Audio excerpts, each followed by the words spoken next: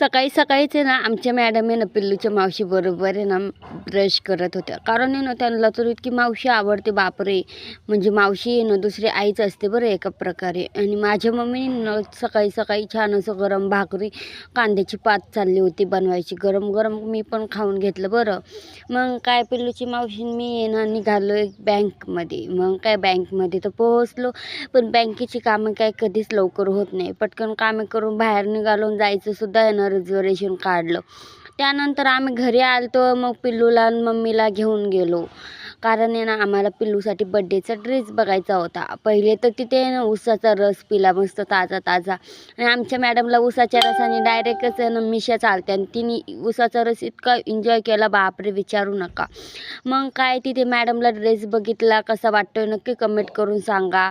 आणि ना खूप महाग आहे पण म्हणून काय कळत नाही कसं करावं. मग काय मंचुरियन घेतले आणि माझ्याकडं इतकं बजेट दिलं तर मम्मीनी बापरे विचारू नका. आणि मग काय घरी आले की ना मंचुरियनवर ताव मारला.